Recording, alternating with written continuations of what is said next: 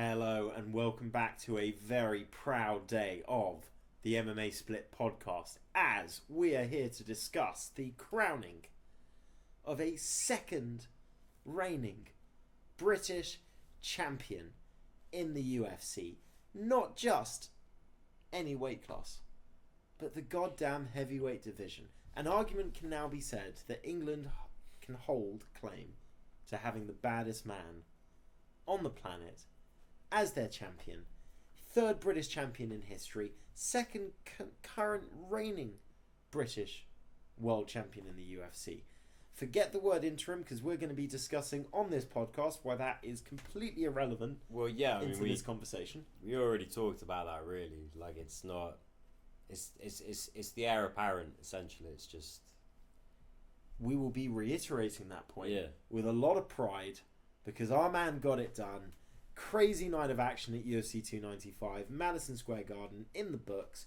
We're going to be discussing that, talking about some MMA news, and on this episode giving a preview for this weekend's action, which is a fight night headlined by Scotland's own Paul Craig. Plenty to discuss. We're of course your hosts, Matt and Josh. He's also the producer. You need to like and subscribe and leave comments because we need them. And with that out the way, we're getting straight into the good stuff. Crazy night of action, man. One of the best cards of the year. Whole main card of finishes. Not a single fight went past the second round. And the prelims are pretty damn good as well. I would love to usually start with the main event, but can I You want to start with the heavyweights? Can we start with what should have been the main event? Okay. Yeah, I can get with that. Because it is the big weight. And this is a podcast run by two Englishmen. See. Our English boy wasn't meant to be here.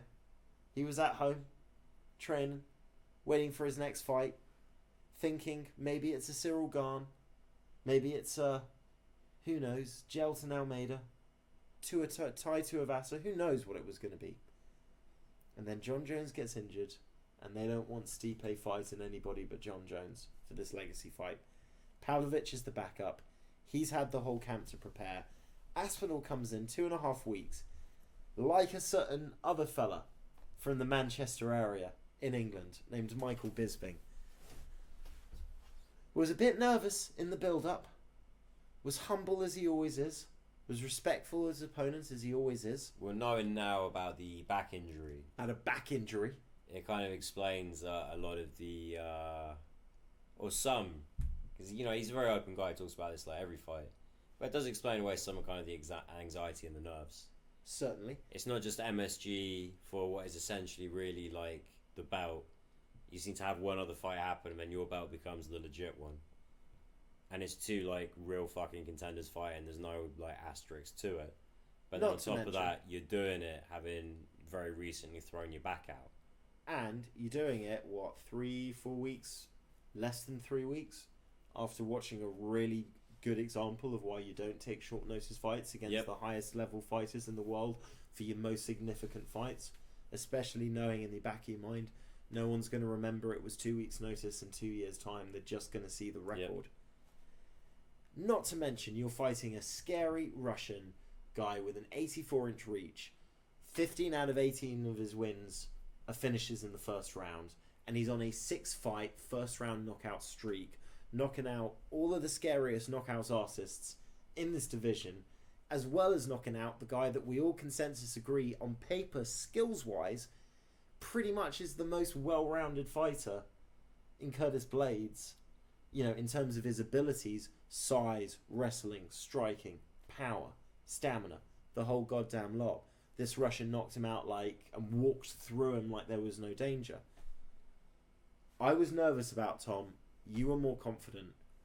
I thought the way for Tom to win this fight was going to be survive that first round, get that takedown and make it count and hold him down. And then maybe you get a TKO, maybe you get a submission on the ground. Your jiu-jitsu level's so much higher than all these other guys when you can get them to that right point. But 69 seconds in, he knocks the Russian out cold. And it took me 3 watches to really appreciate this, because the first watch I was very nervous, and every time Pavlovich even moved forward, I was just run, and then when he caught him, I was just like, he's okay. But now, knowing how it all plays out and being able to kind of watch all the little details, Tom dominated him, man. Like, I know that's hard to say in 69 seconds when he landed like 8 strikes. Well, but he plays around with them on the feet a lot. But then Pavlovich very much is a patient, kind of wait for my moment to kind of blast forward. You know, he wants to see that kind of opening. He wants to see you like a little flat on your feet, shoulders down a little, like arms hanging a bit. Like, he wants to know that if the first and the second shot are going to pull you one way or the other, or show some kind of guard, then that's how he's going to sort of engineer that third and that fourth shot and keep moving forward. And I've seen him before where, you know, he almost looks like gun shy at moments in the fight, but it's not. It's just a faith in his ability where he's like, right, once it opens up, I very much just start the end game. I just need to see a certain thing from the foot, the hips, the shoulders, the hands. Like, you know, he doesn't need a small window. It's quite a big window he has, so he can afford to be that patient. 6 first round finishes, as Matt said. I just in terms of this streak, fucking 13 overall. Still makes him hittable. Tom was playing a dangerous game, playing with him on the feet, but the thing is, it's a dangerous game cutting both ways. And was it like when he really knocks him, it was just like a 1-2-3, right?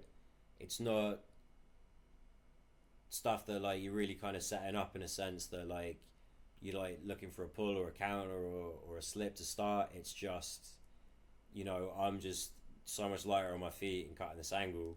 I'm just going to hit him with a 1-2-3 right now. And it just lands so nicely that, you know, at that point I was like, oh shit, he's done. He was so fast, man. He was movement on his feet. The way he's just, I mean, literally, like Muhammad Ali, man. I mean, just floating like a butterfly. Yeah. And for a guy that weighs 260 pounds to move like that. With a bad back. You know, Mike Tyson said a famous quote, which he said in regards to himself. He said, I'm not the hardest hitter in the division. It's not about power. It's about having enough power and the most speed and technique to execute that power. And that was the difference. I can't tell you that Tom Aspinall hits harder than Pavlovich. He might not, but he's faster than him. And, you know, we talk about this with Cyril Gane. Like, Cyril Gane is fast with his movement on his feet, but he hasn't got the hand speed that Tom has. Tom is fast with his hands, he's fast with his mind, and he's fast with his body. And the angles, I mean, first with the leg kick setting up, gets caught a couple of times, because one thing about Tom I've noticed in all of his fights, he'll get caught once in the first round. And it's almost like his, oh, okay, right, defense as well, let's make sure we're setting everything up. But it's everything, man. He kicked the legs. You know, every other fight we've seen in this run of Pavlovich, he's been able to walk forward and start offloading on the guy and trading, because he's dealing with somebody that stands in front and tries to trade. And Tom is the one guy that was changing the angle. Oh, it's a leg kick. Oh, here now. Oh, you caught me a few times. Oh, I'm just going to use head movement, keep my head off the center line, mean you can't just storm me. Oh, I'm nice and safe. Or you come in with a 1-2. Oh, I'm over here and I reset. Oh, now I'm throwing a high kick. Because now you've got to think about the high kicks, not just the leg kicks. Yeah. And now I'm going to start dropping the hands, little feint, just a jab. Oh, now we're going to throw just a jab. Change angle. And here's the beautiful thing. Sorry, I'm talking a lot. No, you're fine. It's not even a counter. It's not like Pavlovich is throwing a shot and he just gets there first. Pavlovich didn't even have time. Like, he was beginning to throw the shot. But Tom just created the angle, took off to the side, saw it, hits him with that one, and then the speed of him to see, oh, I've got him. Bang, right hand.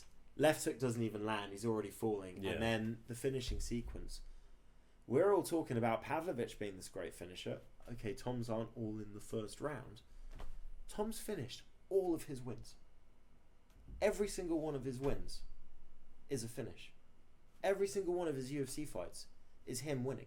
The only blemish is a goddamn knee blowing out against Curtis Blades. Yeah. Which, okay, it's on the record, but it is what it is. And then it's 2 losses from before he was in the UFC. I'm pretty sure one is highly controversial and one is like some bullshit disqualification. This guy is elite. And we haven't even had to see... You know what I mean? Every time he keeps getting tested, apart from his knee blowing out, which, like, shit happens, the fight's over in a minute. It's over in 3 minutes. Well, he's a dual threat, you know? He can submit you, he can knock you out. We didn't even see the wrestling. It was a great game plan as well for Pavlovich. I think this isn't the recipe to beat Pavlovich. But I think for Aspinall, like, not giving him the reads he wants, but also putting him in a position where the reads have to start with recognising the patterns of movement on the feet. It makes it like a longer game plan for Pavlovich. He needs to take a little bit more time to really kind of like get his window going, even if it is a big window. So I think this was always kind of part of the whole, like, this is how we get out of the first round, is keep fucking moving, lots and lots of footwork. Well, he's the only heavyweight that can have that game plan against Pavlovich. It's like him and Cyril Gane. But I don't think Cyril Gane could end the fight the way that Aspinall does. You know, I think Cyril Gane, if he was to have fought a Pavlovich, and I'll tell you why I'm talking a bit about Cyril Gane in a second, but Tom's got everything, man. He's got, like, the wrestling was there if he needed it. We didn't even get there. The jiu-jitsu's there, high level, if he needs it, if the fight gets to the ground. He's got the movement, the technique, the power, but there's no one thing that he's relying on. It's not like he's gone on a skill tree like, okay, I'm not going to be too good at this, but it's okay because my movement's so good and I'll just jab and pick guys apart for 5 rounds. He's got everything, but he doesn't rely on any one aspect. He's grown every avenue of his martial arts techniques. And at this point, he's the interim champion. There's not a heavyweight that I think can deal with him, man, apart from maybe a Gelton Almeida. And I still think he matches up well. I'm only saying Gelton Almeida because that's one guy that I've seen in the heavyweight division where I go, yeah, you've definitely got one skill that I've seen could be a huge problem and you're really good at it. Yeah. And I haven't seen enough from Tom to know how that matches up. We did go into this a little bit last week, so if you haven't watched it already, go back and watch it. I never do episode plugs. That's a good idea. We should push people back. Mate, what was your thoughts about this? Because I've been harping on for a little while. I think he came in with a good game plan. Like, despite the back injury, I thought like the approach was not, I'm going to knock him out in just over a minute, but I'm going to force him to work his cardio a little bit. And we're taking this past the first round for sure. And as soon as he starts to move forward a little bit and bite on some of my movement, I'm just going to level change. I just think when fighters kind of stay in small camps with their parents, even if they do move around a bit for training partners and stuff, and I know he has a great amount of training partners right now, it hasn't always been the case. Sometimes you don't expect the game plans to be very high level and effective. They seem to have like just a really good thing going, the whole Aspinall camp. Who did he fucking used to spar with in boxing as well? Was it Fury or AJ? Yeah, Fury. That's given him such a wealth of experience and understanding of range and feints. It's like watching an elite welterweight skilled fighter in a 6'5", 260-pound frame. And it couldn't be a nicer guy. Good head on his shoulders. Couldn't be a nicer guy, man. One of my favourite moments before the fight. He initiates it, just they're putting the arm into each other, where it's like, yeah, we're two really scary guys. Like, what we need anything to prove to each other. We know how dangerous we are. We're going to give each other this respect in this moment before war happens. And then you see the tears afterwards, and he's there with his dad, who's coached him his whole life. How the fuck did he pop out? His dad's tiny. Sometimes this shit skips a generation. Yeah, apparently. Or the mum's got some tall ones on her side of the family. Yeah, but granddad's 6 foot, my dad's 6'7", I'm 6'1". Like, yeah. Comes up and down, up and down. I think Aspinall, as you've been alluding to, can reign for a long time. How many fights do you think Pavlovich needs to win to get the rematch? 2? Maybe just 1? Here's the nice thing for Pavlovich. He's already knocked out a lot of the big names. You look at the people he hasn't fought. He hasn't fought Cyril Gane. That would be a fun fight. Assuming everything goes to plan, and I'm just going to go Miocic beats Jones and then retires. But obviously, it could go the other way, although I doubt it. Would you not think that Gane could just be the next title shot? It would really piss me off if he is. Who would you go ahead? I think Tom should sit and enjoy this for a while. I don't want it to be Cyril Gane for a reason. Like, Cyril Gane's been tweeting, saying, it looks like the hunter is now the hunted, I'll see you soon, and all this kind of stuff. Now, if you recall, Tom Aspinall was very keen to fight Cyril Gane. And Cyril Gane was I'm only fighting the people that are above me. I will only fight for the belt. I will only fight. I am the ranked number 1, and I will only fight people above me, which means I can only fight for the belt. And I've already lost my 2 title fights and only had to win 1 fight each time to then be acting like I deserve another fight. I think it's bullshit. He had no business wanting Tom Aspinall before he just saw that. But now that he's the champ, he's like, I want that fight. He should have to fight Pavlovich, or if Pavlovich needs to sit out for a while, Gelton Almeida. Let's see how he likes dem apples.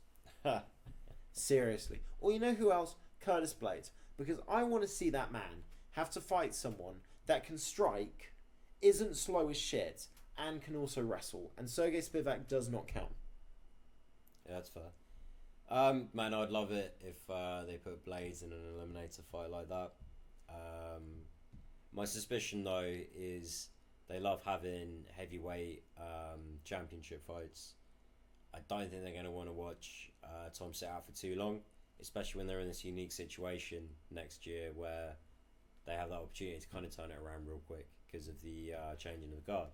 I just don't like interim belts being defended, man. Oh, no, I think... hang on, when's Jones going to be back? It's 8 months.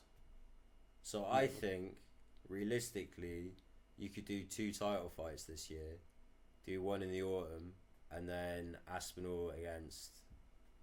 And that's where I think Gane would probably slot in.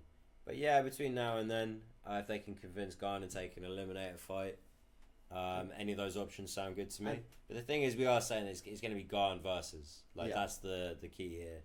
Listen, this is something that's starting to come up. A lot of people are asking the question. It's like, why is it Jones versus Stipe? Why isn't Jones fighting? I don't know. Why did McGregor never have his featherweight belt taken away?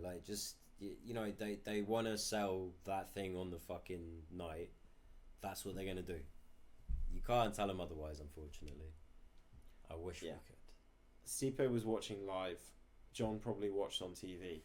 You got to think after that, those 2 guys are looking at it going, no, thank you. No. No way. Not a chance. Stipe, crazy motherfucker that he is, I think he'd fight Tom. Yeah. But I think he wants the Jones fight first. I think this is the last one for both of them, especially now coming back from an injury and everything. If it happens, it's the last for both of them. Don't want to jinx it. Tom, and I think so. In that scenario, Pavlovich, 1 fight, and it's an eliminator fight, so just 1 fight back to the title. I think worst case scenario, this dude's looking at 2, assuming he wins. He trains and lives in America. So he's easy. There's no visa issues. You're talking about a guy who knocked 6 people out in a row and 6'3" in Russian. It's not hard to sell people on the idea of that guy being in a fight. Yeah. And he seems like a really chilled, you know what I mean? I don't think he's going to be funny about who he fights. I think he's the kind of guy that in 4 months' time might say, listen, my brain's fine. I'll fight. Give me 3 guys to beat in a row and I'll beat them. And I think he still can feel like there's no heavyweight that's going to give him the kind of problems that Aspinall gave him. There's guys that have, I think Gelton Almeida's wrestling is going to be an issue for everybody unless you can deal with the wrestling. But Well, I mean that's the thing though. With those two in particular, the athleticism and the size, you know, versus like a Derek Lewis, um, especially with Aspinall's like skill set on the ground. Even though Almeida is, in my opinion, the much more dangerous striker, it's that difference of really like just like natural like weight, about 30 pound difference, and it's a very powerful 30 pound difference. Like Aspinall and Pavlovich are fucking specimens. Almeida he's just smaller. And Pavlovich, the reach is an issue, man. Yep. Like, particularly if your plan is to just go in and try and wrestle him. Like, you gotta think, and there were moments when Curtis Blades tried, and it wasn't easy for him to get an entry. Jailton Almeida is still a bit of a mystery to me on this division. Because I think at light heavyweight, that guy is a fucking serial killer. Yeah. And he's done a really smart... I mean, watch last week's episode. We discussed this in really good detail and made a lot of good points. So I'm not going to repeat myself. What I am going to say is that I think there's an argument that Tom Aspinall might be the most dangerous combat athlete that has ever existed in humanity. I will accept that there might be some fucking goddamn Germanic 250 BC berserkers that you could put into that conversation. But in hand to hand, you've got your hands and your feet, and you're in an enclosed space. I don't know if there is a human being that has ever walked the face of the earth that can present the problems that Tom Aspinall can. And here's my argument. Up until a certain point, people used weapons, so they were not as well trained in hand-to-hand combat and the minutiae of it, and diet and fitness and all the rest. Yes, boxers from like the fucking ages ago are really, really good. Like Muhammad Ali's a legend, all that kind of stuff. But those guys are like 200 pounds and they couldn't wrestle. And there's no wrestler before the UFC and MMA existed that could strike the way that Tom Aspinall could strike. He is the greatest fighter that has ever existed. Changed my mind. In a street fight, it really is just like who has the best one shot. That is always going to be the most dangerous person that ever lived. Because you don't always have to tell him it's coming as well. Certainly a very, very dangerous guy. When we talked about this a little bit before, he had actually kind of scaled it down a little bit when he originally pitched me that, and I was like, sounds like hyperbole, but I want to see where you go with it. You just kind of up the stakes even more when we start recording. Achilles could not beat this man in hand-to-hand combat. I think he's a fantastic athlete, and I have no interest in taking up I can't even get my fucking words out today. I want to take up the opposition argument there when we're waxing lyrical on a New English champion. The only close contender might be Hercules, and there's a lot of reasons to suggest that he might not have even existed. Who else fights with bare hands? Everyone else used swords and shit. They didn't know how to They didn't know about feinting. You know, when in 50,000 BC knew what a fucking jab was. Let's talk about the main event. Okay, the main event. Well, this now feels like an anticlimactic change, which kind of represents how the ending of the fight was for me. Because I've never been so buzzed and excited before a fight. That might be the greatest stare down pre-fight of all time. I mean, it was so good. Maybe. It was so good. The camera didn't even go to Bruce Buffer straight away when he started doing the announcements. Just stayed behind Yuri to show these two motherfuckers staring at them. And Yuri was trying real hard to be intimidating. But Alex Pereira, that man is just... That man's eyes are a black hole. I mean, stoic is like... It doesn't even begin to describe it. Just at no point did he move. Just stayed where he was. True. Where he was. But Yuri still had plenty of moments in the fight. I thought Yuri was winning the fight. Once we actually got down to brass tacks, he Yeah, but it was like there were the leg kicks he was conceding too easily. There were these moments just where I'm just thinking like it's all going to add up again. Like, did you not see the Blachowicz fight? God damn. Well, I kind of always felt with this fight, like we again watched last week's episode. We did kind of say like Pereira's the safer in a pick'em and on paper, who the fuck knows pick'em fight. Pereira's the safer bet because it's going to be most likely. Okay, there was some wrestling in the first round, but the bulk of this fight will be standing up, and will be a kickboxing match. And one of these guys is a highly technical kickboxer. Yeah, and the leg kicks were just a good example of if there wasn't a big moment happening, Pereira was chipping away, whereas Yuri you felt was having to try and create these big moments. Yeah, and then a pause would happen, and it's just stability's taken away. That leg's starting to get a bit more fucked. Yeah, and frankly, just the way like a couple of shots he was eating before the end, where I did just sort of think like you look like you're putting in too much output for the results you're getting. I don't think he's being cautious enough. That isn't ultimately what led to the end of the fight. It wasn't like a pathetic thing at all. But like the whole time, I was kind of cautiously thinking like, I want Yuri to be doing a little better than he is, because I'm worried that this fight's going to become uneven as we get past like round 2, round 3. Well, he looks small, man. Compared to Pereira, he looks small, and that is a terrifying thought. How the fuck did Izzy ever beat this guy? He's very sucked in at 185. What a monster. The leg kicks were damaging. I thought the takedown was clever. I still would have given that round to Pereira on the leg kicks. But I can understand why people were saying Prochazka, but I didn't feel he maximised damage on the ground. No. The second round, he had some really nice moments, but it's like you say, there was so much feinting. I think he was going to southpaw a lot more than he wanted because the leg was getting chewed up. And really, again, watched last week's episode. For me, this was all going to come down to, can Yuri's chin take the punches of Alex Pereira's power, and is it going to mark up and match up and be the same at light heavyweight as it was the same at middleweight? And is Pereira going to be able to take those heavier shots a bit better because he's not so sucked out? And the reality is when Prochazka was catching him, it wasn't taking him out on his feet. Like, you could tell he was being, they were hard shots. Yeah. But he was able to take them and keep his composure. But Jesus Christ, as soon as that left hook landed, man, Yuri was just fucked. It was an early stoppage, though. Yeah.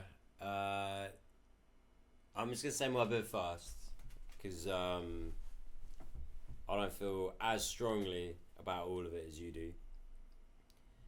It is an early stoppage, but I kind of see, like, when he goes back to the grounds, I think when I saw it live, I was like, is he out?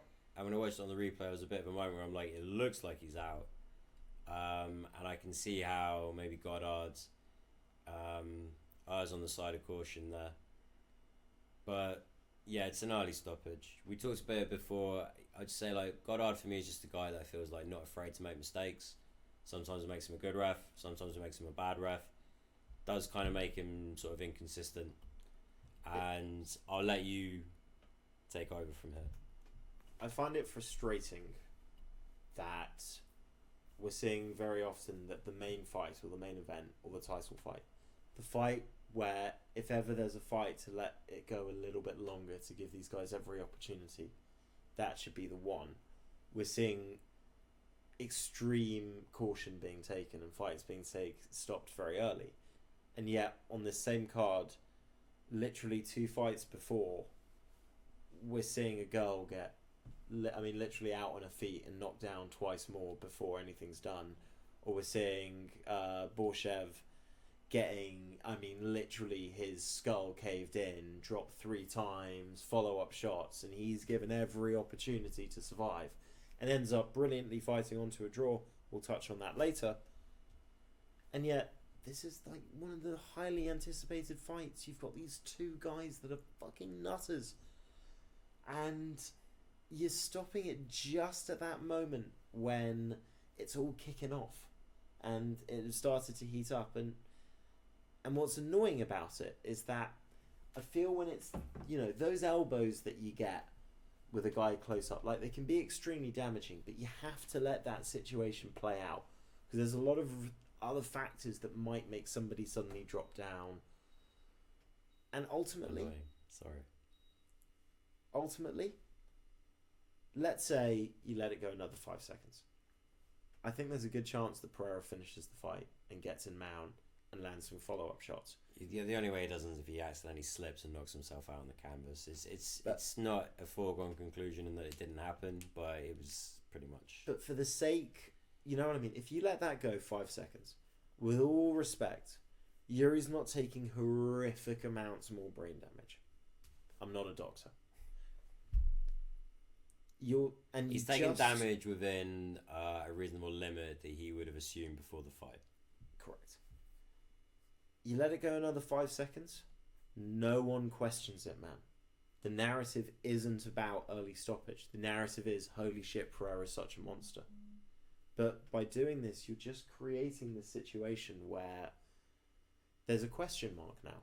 And it's like, here we are in another card at Madison Square Garden where we're questioning this shit again. And it's like involving Alex Pereira again. Involving Mark Goddard again. And it's just, and listen, I think some of the disappointment from this comes from, hey, listen, it was an amazing card. And then we have this incredible 69-second knockout in the co-main. And great moment. And then you have this insane stare down. And then you have the fight starts. And really, apart from the finishing sequence, and maybe the last 30 seconds of round 2 before it ended, a fairly measured, technical, tactical kind of fight, which I think maybe felt like a bit of an anticlimax for a lot of people already. You could fear it in the crowd. The crowd was going ballistic, and then the fight starts, and you could hear a pin drop 2 minutes into the first round, because that wasn't the type of fight that it turned out to be. And so when you have that, and then the action starts, and then it's over, and you're going, what, it's over so quickly? I think it just adds to that sort of frustration that you don't get that big explosive end to the evening. You get this, it's over. Okay, that's it. And it's a shame, man, and it's a shame for a former champion. And if you let it go 4 seconds, we don't get it. And I've talked too much, so I'm going to pass it over to you. It's a shame for a former champion.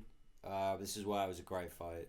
We knew Pereira was going to be a worthy challenger, and Yuri never lost the belt, just gave it up because of injury. Now we're going to get to see Jamal Hill basically live out the exact same scenario, get a chance to win back the belt that he never really lost against Paratan, and kind of excited for that. I think it's a really good fight. Yeah. I think Jamal Hill matches up better against Pereira than Yuri did. I am inclined to agree. I think the speed and the power, he's faster, and the frame, it's going to be a very interesting fight. I'm sure Alex is going to be hyped for this one. I want to look this up very quickly. I want to see what Jamal Hill's reach is, because I know he's taller than Alex Pereira. I'm going to say it's at least 78. I'm thinking maybe even 80. I'm looking it up now. Okay. Go on. So he has a slightly shorter reach. How long? His is 79 inches, and I believe Alex Pereira's is 80. Get the fuck out of town. Yeah. 80, impressive. However, I didn't pick up on that on Saturday. I think Jamal Hill strikes, particularly with his hands, he's much better at striking long. Yeah. He really loves that jab. It's a lot of things. He's got that kind of Strickland with more power element of like, it's down the middle unless he's finishing guys off and pressing them against the cage. But I don't think he's going to be putting himself in that inside of that left hook danger range. He moves really well. He doesn't expose himself. Like, I think not for nothing, but his short hooks are good as well. Yeah, you know, like if he is in that range, he can still land fast. It's just not getting. I think he's a bit faster. And countered. I think he's faster. He's a bit faster. And listen, I think there's certain things with Yuri's style that really I didn't really appreciate, but I think let him down in this fight. Like that wide stance, so he can have the hands low and be keeping the head off the centre line, made him really vulnerable to the low kicks. And that was a big problem. His whole style of kind of trying to be a bit unusual and setting up shots in in a kind of what's the word I'm looking for? Irregular kind of fashion, ends up putting him in a position where he gets caught with the right left hook combo. Yeah. You know, moving in. And I don't think Jamal would make that mistake. And Jamal's a good kicker. Like, he'll throw that same side straight followed by the head kick. He can grapple if he needs to. Jamal's got a lot of reasons, I think, to feel like he can do better. And his injury isn't anywhere near as bad as Yuri's was. I'm pretty sure Yuri was like, I don't think he could do anything but rehab for like 6-7 months. Yeah. Whereas like an Achilles isn't great, but I mean, I watched Jamal Hill's podcast. He's fine. He's walking around. He's training. He's doing his thing. He's getting back to it. Fuck, man. I'm excited for that fight. What did you make of Pereira calling that Adesanya? I don't care. It's not the fight to make. I mean, if they do it, I don't see Adesanya beating him at 205. So I can keep talking about how I'm excited for the Jamal Hill fight. Yeah, hot take, I don't think Pereira stays champ long enough for that to be a realistic fight against Izzy. Because you'd assume Adesanya would want to win his middleweight belt back first. He wants to take time off. Even if Pereira gets past Jamal Hill, I just don't see him beating the Ankalaevs of this world.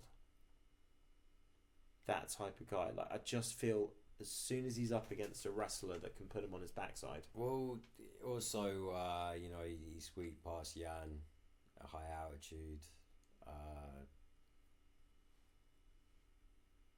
Yeah, I feel like if Blachowicz got that rematch, 5-rounder, Blachowicz is winning. Yeah, just don't put it 5,000 feet above sea level. Yeah. Anyway, another point. Point is, the next fight should just be Jamal Hill. That'd be fucking crazy. I know we want to talk about next week's action a little bit, and I know we want to talk about a lot of these fights as well. We should move on. I think we should, yeah. Okay, the whole main card was crazy. Let's talk about Mackenzie Dern. Yeah. It's funny, you know, sometimes you look at a fight and then you see it play out and you realise there was just this big thing that you just didn't even consider. Like, we all looked at this thinking just in kind of very generic terms, like Andrade, 3-fight losing streak on the way down, Mackenzie Dern improving, great performance against Angela Hill on the way up. Didn't even occur to me. It's like, wait a minute. If she can't take her and keep her down, like, there's no fucking way in hell Mackenzie Dern's winning a stand-up fight with this woman. And, yeah, you don't stand up and trade punches with Andrade. And fair play to Mackenzie. She actually landed some really good shots. Yeah. The problem is she had zero defense for what was coming back at her. And what's coming back at her is the hardest fucking hitter at strawweight. I mean, fuck. It was just, you know, when she gets that hip toss, she has her in the scarf hold. I'm like, shit. You know, she could really do something now, and she just immediately like pisses it away. Looked very rash and amateurish, and just not at all what I've expected of her. I come to expect from her. So yeah, she rushed it, absolutely shit the bed. I mean, after Andrade attacked her a couple of times, I'm like, it's admirable that she's still going on the feet, but that fight was over long before it was over. Yeah, I actually thought the commentary did a really good job of, you know, even in the first round, where I'd say for the majority Mackenzie Dern was winning it, you could just see there's no defense here. Like, yeah, she's landing some nice strikes, but unless she magically knocks her out with one of these, eventually Andrade is going to get the reads, and she's going to start cracking you back, and she's going to be cracking you with your chin up in the air, charging forward, getting caught flush. You're not going to survive that more than a couple of times. You survived it 4 times. Fair play to you, but you said she did rush the scarf hold takedown. I do think there's another factor to this as well that's let Mackenzie Dern down in this fight big time. Not having Jason Pereira. I mean, whoever told her that that's how she can fight from a defensive standpoint needs to be fucking fired straight away. But I think Mackenzie Dern's been let down by something, which is that you can go through a lot of fights at high levels of women's mixed martial arts and not come across somebody that has genuine, like, I don't want to sound sexist here, but like punches like a man, like has genuine devastating power. And you look at her record, like Angela Hill is a great striker and a good fighter. That is a good win. But Angela Hill is not throwing anything back at you that's going to really rock you. Yeah, she's there to outpoint you. Yeah. She's not going to create the car crash that fucking Andrade does. Tisha Torres. Marina Rodriguez, yeah, she's got really nice striking and she's got some good finishes on her record, but she's, she needs to have that perfect shot time. She doesn't have that shocking kind of power, and she kind of beat you up when you fought her. And you was a bit too physically athletic for you to get her down to the ground. And I just kind of feel Andrade is that you haven't had to fight this person before, but here you are, and it can't just all be, I've got awesome jiu-jitsu, so the rest is going to fall into place. Like, no. Like, this girl is a tank. So it might not be that she rushed it. It might just be that Andrade was so powerful that she was just springing out.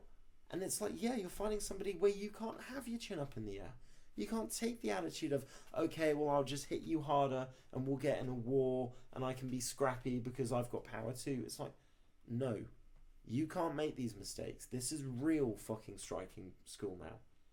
And she paid the price for it, man. And from what I've heard in the build-up, she's going through a rough divorce or a rough breakup. I don't know if it was her husband. She's had to change gyms, but it does not sound like she has got everything else in her life locked in place as it needs to be for her to have the best platform to succeed and improve. Yeah, it did look shades of the distracted Mackenzie Dern we used to have back in the day. Not that you can use it as an excuse, because as we found out, Andrade is also going through a divorce. Maybe that explains her 3 losses in a row, though. True. Well, I mean, fuck it. Like, no one's going into competition without an injury. Everyone has like their fucking lives going on. Nothing's easy. But yeah, it wasn't her best performance. Showed a lot of heart, but showed a lot of holes as well. And let's just have a look at the 3 people Andrade lost to in a row. One of those people was a short notice fight at 125 against Erin Blanchfield, who at worst is in a number 1 contenders fight next for the flyweight belt, which isn't Andrade's weight class, really. The other 2 are Yan Xiaonan, which I think she may be underestimated, just a tidge. Maybe she came after the Blanchfield fight into that fight a little too quickly. That could be a factor. And Yan Xiaonan is, again, at worst, in a number 1 contenders fight, if not next in line to fight for the strawweight belt. So, elite of the division.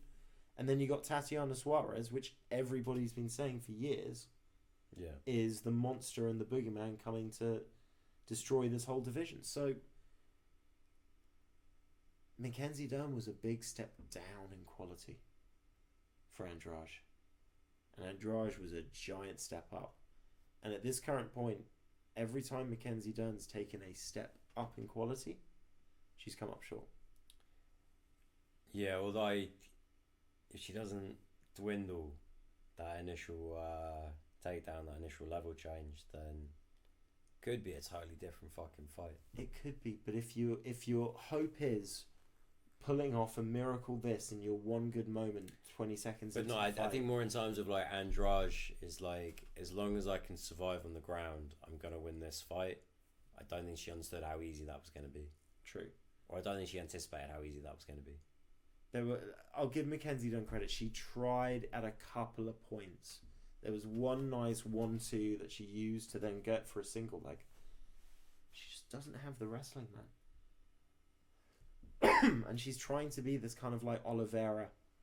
I'll just be a fucking reckless, go to war, you know, you hit me, I'll lie down on the ground and you're not going to follow me, and then I'll recover, and when I hit you, I'm going to then pounce on you.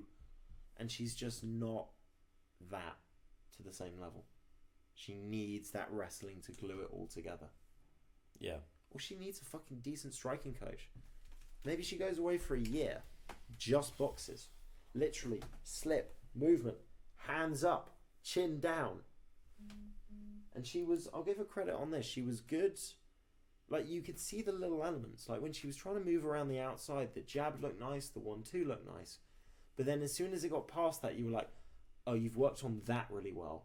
And then everything else is just you going, ah! Yeah. Alright, fuck it. It probably didn't go as the UFC kind of hoped it might. Dunn's kind of got a long way to come back now. Andrade is still going to hang around where she is. We don't get to see a lot of advancement in the lower ranks of the ranked fighters, but fuck it. Let's move on. Benoit Saint-Denis is a bad man. Yeah. I mean, background, special forces, everything else aside, just this guy can grapple enough. This guy can wrestle enough. And although his striking isn't always the most technical, man, he covered a lot of ground with very little tell on that head kick. I mean, Frivola knows it's coming. I just think he assumed he had his head out the way, but that was fucking flush. I think Frivola had a bit of a bad night as well. Frivola's been better than what he showed there in his last few fights, but it looked like he was succumbing a little bit. You know, he's fighting in Madison Square Garden. He's from New York. I think maybe that came in his head a little bit. Maybe. And you know, I think it's a funny one with Frivola because he had all this hype at the beginning. Then he had a couple of bad losses in a row when there was initial kind of weight, you know, and excitement around him. Then he starts getting these kind of unexpected first round knockouts when everyone's kind of ridden him off a little bit. Yeah. So I think maybe there's an element with him where, I don't know, maybe it was built up too much in his head, but great head kick from Saint-Denis, but it was a little poor, I just thought, from Frivola. You know, his hands on up, he's trying to break away without kind of considering it. Like, maybe he was feeling the pressure and he's just trying to escape and he's not minding all his P's and Q's, but... Well, I mean, he's kind of doing everything right, the way he's stepping out, getting his head away. I just need to take a much, much bigger step and maybe try and cut more of an angle. You know, kind of coming across Saint-Denis' body so that left leg can't come out in the same way. Just for Saint-Denis to almost kind of like hop forward into it, just kind of a weird technique, but very fucking effective. Really exciting head kick. We've been raving about Benoit Saint-Denis since he debuted. Really fucking excited for this guy. Really interested to see what he's going to get next.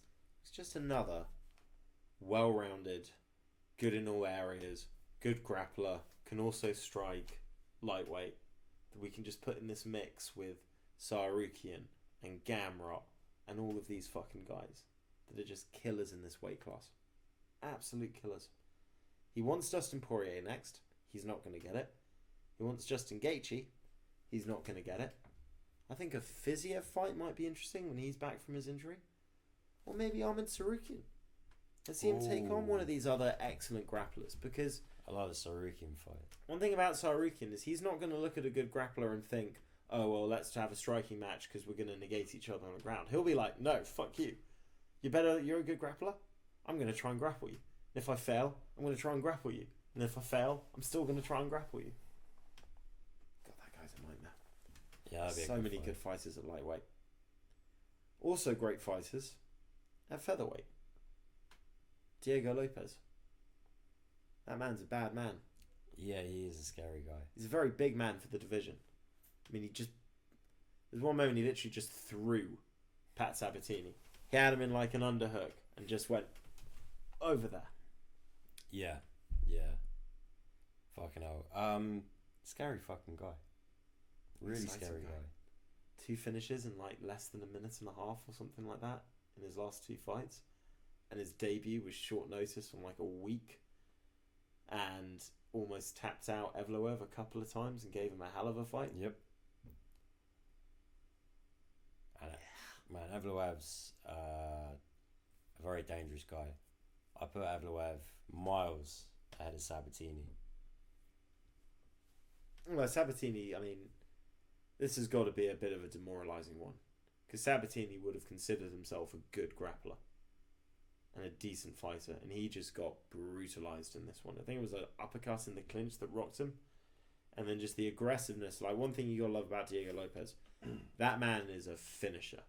Like, he knows when the right moment to go in and attack and finish. How old is he? 24? I was going to say like 26 or 27. No, 26, man.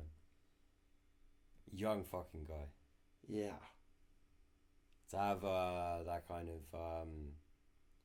of instinct before you have the experience, just very impressive. And clearly a great camp that they've got over there, because obviously he's got, is it Alexa Grasso's uncle as a striking coach? Yeah. Obviously Alexa Grasso's got him as her jiu-jitsu coach, and I think it's just a great situation they've got. He was born, are you ready for this? Go on. 1994. I think he's 28 or 29. But still, burst in, had a great year. Yes, please. Yeah. Lots more of that. Fuck what I said. That was the main card. We'll run through. We can't talk about all these prelims, but we'll try and group some stuff together. Yeah. There were some great fights. I think the 3 standout fights, which are probably the 3 best fights on the card. John Castaneda versus Kwon Yo Kang. Kwon Ho Kang. Borslav?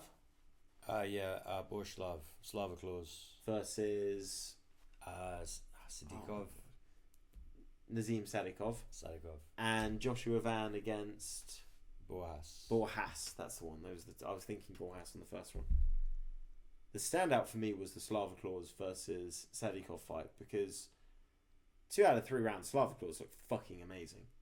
Yep. And for half of that second round, he looked fucking amazing. Until he got caught. And I really thought that was the end of the fight. I thought that was the end of the fight a few times. Yeah, there was definitely when he gets dropped, follows him down and fights his way back up. And then gets dropped with a head kick again. Yeah, but even before the head kick, just that initial knockdown, I've seen fights where that would have been the finish. Like recently, and not so recently. If it was the main event for a world title, it would have been the finish. And then he stands up, and then he gets head kicked. Yep. They still don't call this fight. And I've seen eye cuts, stop fights that weren't as bad as that. Yeah, that was nasty. He got the rub of the green. But I'm not going to complain. Great fucking fight. A lot of fun to watch. Awesome fight, man. Awesome fight. And really one of those fights. Like, Slava Claus has not had a lot of fights which haven't involved him just constantly trying to stand back up again after being taken down. So we haven't always had the appreciation of like how good of a striker he is. Some of those combinations.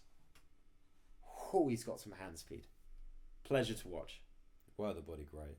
Castaneda versus Kwon Kang, just great to see a guy that on paper you look at and say hasn't got the physical attributes, just to outwork his opponent. Yeah. Well, this was one of those fights where the smaller, less technical striker was able to win the stand-up by being just way more gutsy and way busier This was a really good fight, though. Joshua Van versus Borjas. Borjas. Borjas had a great first round, man, and then Van just started rocking in those body shots. Yeah, it became one-sided pretty quick. I think he set the record for body shots. I think he got close and then took him down at the end, didn't he? Did he actually get the record? I don't know. It was like 53, or he was super, super close. But they're unofficial strikes, so maybe it changed at a later point. Yeah, awesome performance. I'm sure all he cares about is the win, to be honest. Some great finishes as well. Jamal Emmers kicked the card off with a brilliant knockout and then started screaming for 50 Gs, which was a very nice way of trying to give his opponent extra money because he missed weight. So if he was awarded any bonuses, they'd go to his opponent instead of him. I thought they just don't give bonuses. They just don't give bonuses. Yeah. It's more in the case of if it's a fight of the night, for example. Okay, yeah. No, that makes sense. But no, they wouldn't give a bonus because they wouldn't give it to him. They'd award a bonus that then they wouldn't award. Such a dumb fucking stupid. Still a great finish. Jared Gordon, I'm really pleased. I won money. I won money on this card. I won €88 off this card. Nice. And part of that was Jared Gordon because I just knew, even after the good start of Mark Manson, I was just like, this isn't going to last. This is a 2-minute athlete. Yeah, it was a good start though. It was literally, I had a timer in my watch. So not literally, I was just watching the clock, but like, I was just waiting. I was just like, as soon as 2 minutes hits, Jared Gordon's going to start cracking with some stuff. Almost to the bell. And then, you got to love Jared Gordon. He's clearly wanted to say this his whole life. He's got the mic. He's on ESPN. It's not even the pay-per-view by this point. Pretty early time. He's just like, I used to shoot up heroin in the parking lot here. No, it's the in the station underneath. Oh, in the station underneath. Yeah. Good for him. And isn't it funny that we watch a sport where 8 years ago, one of the people was competing in the Olympics. 8 years ago, the other person was injecting himself with heroin in a metro station. And that's the guy that just wins. Goddamn beautiful. It is beautiful. Mateusz Rebecki, just... Very slick armbar. Very slick armbar. I kind of feel, that was just... Roosevelt Roberts did not have much of a hope there. He did not look confident going out. Rebecki looked... He was the most relaxed person. The entire time. I don't think he broke a sweat, man. He just seemed like he was in his element. Yeah. Good for him. Cheeky little pole. And what else happened? Tabitha Ricci lost. Not in one judge's eyes. In one judge's eyes, she was perfect. 30-27 perfect. Not in the other two. And a big win for Steve Erceg. Oh yeah, that was a great performance he got in a clinic. The guy can stand. The guy's great on the ground. Seems to work well in the transitions in between. Haven't seen much of him having to scramble and defend. Haven't had to seen him really be outclassed on the field. Although I've seen him kind of challenged. It's kind of interesting to see how far this guy can go, but they're throwing him up the rankings quick. I think we're going to find out. But this guy's got some deserved hype behind him right now. Very exciting guy. They put him as the headline of the prelims for a reason. Excuse me. Yeah, and for a good fucking reason. This card, I'm going to say it, it's getting very high praise. I'm giving it a 9.5 out of 10. It is, so far, my card of the year. I'm going to give it a 9 because round numbers. That's also acceptable. Yeah. It could have been a 10 if the main event was just a bit more exciting and didn't end early. And also there's a kind of thing, early finishes are great, but then when I'm rewatching them with Sylvester a couple of days later because he hasn't watched it, you are kind of like, oh shit, we just watched everything in 20 minutes. It's a bit of a shame. That's last week's action.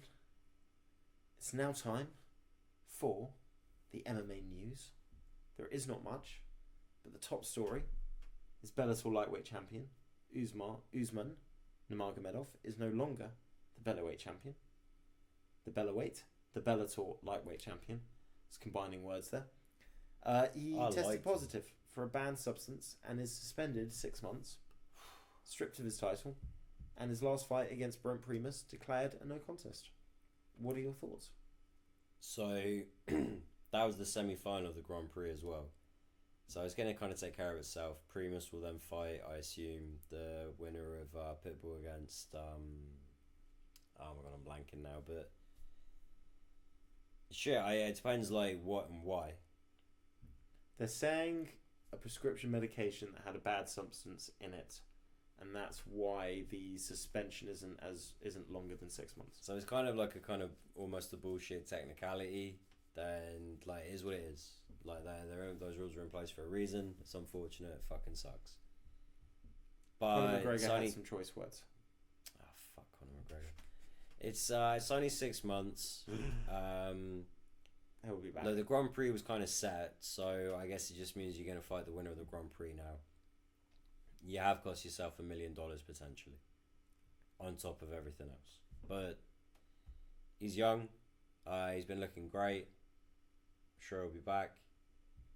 It does mean that Pitbull's going to have an easier time putting some more money in the bank. I think.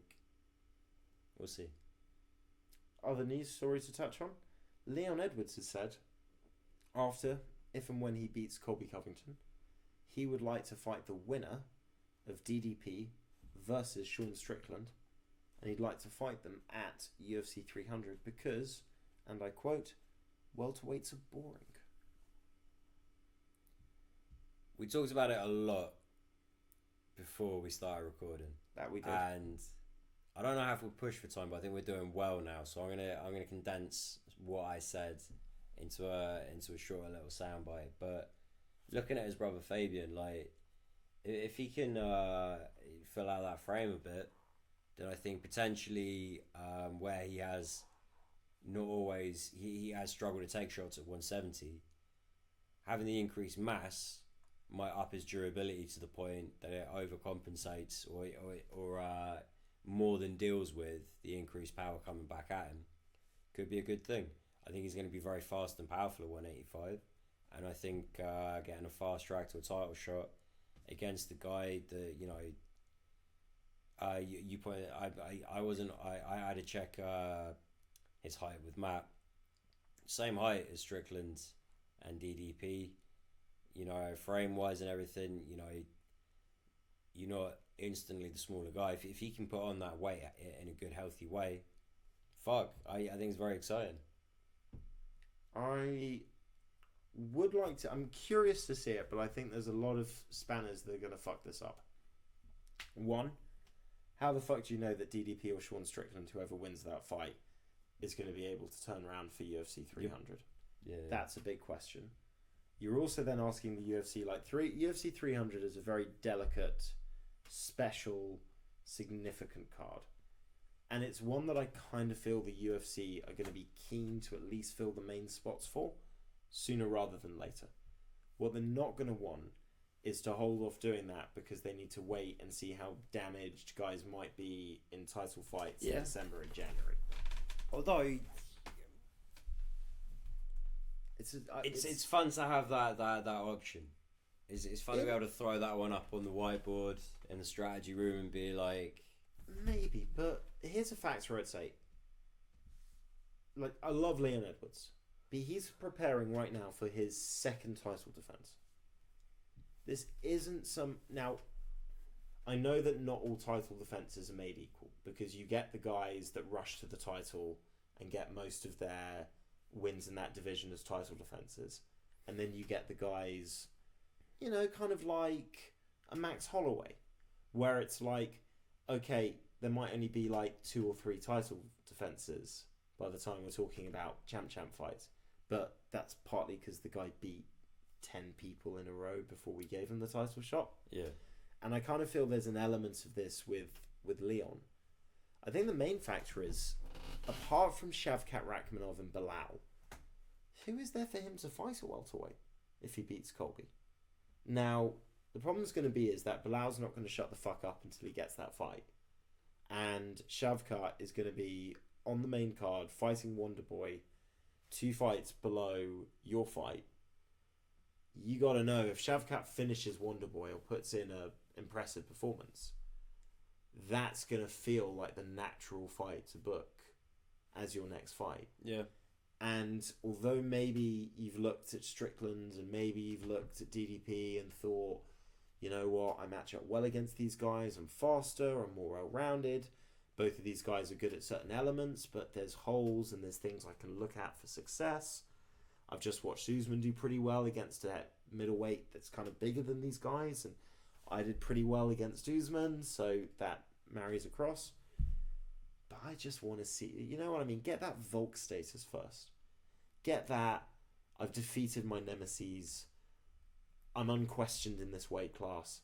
And now when I go up, it's not even me saying, it's everyone else saying, yeah, fuck it, let's see what happens. I mean, that might be the dream. But if you can make it happen a quicker, easier way, why the fuck not? True. Because, I mean, every title defense at 70 means more risk. And, like, basically, you know, now you need to win that fight to even talk about the fight at 85. True. If you just talk about the fight at 85 and you manage to swing that, all you got to do is worry about winning that fight. And even if you do lose, you can still go back to plan A. You know, it's not the end of the world. If he gets a really sick performance and a good finish against Colby Covington, I think he'll have some cachet. Yeah. Right now, I don't know how much cachet he's got because the UFC are a little peeved he didn't turn around for July. They really wanted that July card. He didn't want to fight Colby. They kind of forced him to do it. So thing is, they do this with everyone. So like you can't punish everyone simultaneously. Everyone's a little fucked off with them. Like no, I think the guys that say yes happily though, they're more willing to do favors for. Yeah. They don't tend to get the belt though because that sort of approach and style is not the best for your career. But I think even if Leon kind of wins a close decision, which is you know less than aesthetically pleasing, will still people will still go for the whole champ versus champ thing. It's I think it's probably a better sell than I mean, fuck, if Strickland wins, they'll be pulling their hair out. Who the fuck do they put him up against? They're so sick of this champ. DDP wins. There's obviously you don't think they like Strickland as champ? I think the cutting his broadcast during the rodeo thing, which we did talk about in a previous episode while discussing fighter pay, isn't just like, oh yeah, he's pissing us off. That's how we'll like end the TV show. That's how much he's pissing us off, kind of thing. That's yeah, I don't think they love having him as champ. I think he can sell for them. That's just me. I think he can. I still don't think they like him. Okay, I think they fucking hate him. Fair point. But obviously, if DDP wins, there'll be better options available for him. I think if Strickland wins, they might just go for it. Well, listen, middleweight is a division that is unfortunately lacking, like welterweight, in a large number of standout contenders. And this makes this weekend's action very significant because we've got the newly middleweighted Paul Craig, not Paul Allen. See what I did there? Brendan Allen is fighting him. Combine the names. And this is Paul Craig's first fight in America in forever, and his first Fight Night main event. Yeah. Boys going 5 rounds. It's also not your fault they've both got 2 first names. Pick a lane, fellas. I know. He's fighting a Brendan Allen that has got some couple of nice wins on the bounce now. Yeah, and to be honest, got some rankings next to their name. I remember not so long ago kind of discussing in the same episode as we were discussing Strickland's potential title aspirations. How far away is Brendan Allen? How far away is Paul Craig? Well, he's closer if he beats Brendan Allen, but I don't know if he beats Brendan Allen, dude. We never know if he's ever going to fucking beat anyone. That's all part of the magic of Paul Craig. He's the weirdest fighter to predict fights for because he's so lacking. Like, forget what we were talking about with Mackenzie Dern. This guy is so rudimentary on the feet and can get tired. But at light heavyweight, had this insane ability to just pull submissions and Straight be out of his opportunistic. arse. And, I mean, this guy has got a win over the previous light heavyweight champion of the world. He has a win over the previous guy to that guy who fought for the light heavyweight championship of the world. I mean, he's got some crazy wins. But then he's also lost to Johnny Walker. So it's like, you don't even know where to balance this. And then at middleweight, all of a sudden he's taken Andre Muniz down and ground and pounding him. Yep. I just kind of feel like Brendan Allen's well-rounded and good on the feet.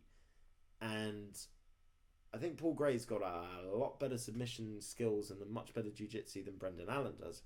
But I think Brendan Allen's jiu-jitsu and grappling is good enough that his coaches, particularly for this fight where they've had preparation, I just see them having a good game plan of don't get sucked in on the ground. A little, you know what this is going to feel like? Do you remember when Charles Jourdain fought Crone Gracie? And it's like, Crone's trying these things, and Jourdain's not as good as him, but he's still a black belt, and he's good enough to know how to not get sucked into phase 2, phase 3, and all the rest. Yeah, if Allen's on the ground with him, it's going to be in a position where he's in back control, side control. He's never going to be in less than half guard, and it's only going to be the kind of half guard where he's quickly like moving to full mount kind of thing. It's any other situation, like I say, he's going to be canny enough to defend, even allowing the moment to move to something like that. He's not going to get into too much trouble with Paul Craig like pulling guard, I don't think. If at any point they're kind of close enough where they're sort of clinching, I think Allen's going to be like really like looking for the cage so he can do something himself, or it's just going to be knees. And the other thing I'd say as well, maybe there's other factors that come into it, but when I look at the Volkan Ozdemir fight, which went to the decision, Paul Craig looked exhausted after round 2. I don't know if he can really go 5 rounds. I haven't seen it. And he's 36, maybe 35, but he's not getting any younger. Spring chicken. I love to see him headlining a fight night card. I think it's awesome for him. And if you ask, compared to where his career was going, with 5 seconds left on the clock against Ankalaev, as he's staring at the back of 3 fights, 3 losses in the UFC, cut, that's it, probably retires in a couple of fights later to do the other stuff that he does in his life. And in those final moments of that fight, he is through that miracle win forged this crazy career where he's beaten, the names he's beaten. He's beaten Krylov, he's beaten Shogun, he's beaten a whole bunch of really good fighters. And he's still here hanging with it with a number next to his name. In the second weight class, he's had a number next to his name. But eventually, you hit your point. And I don't think he's young enough to improve in the areas he needs to.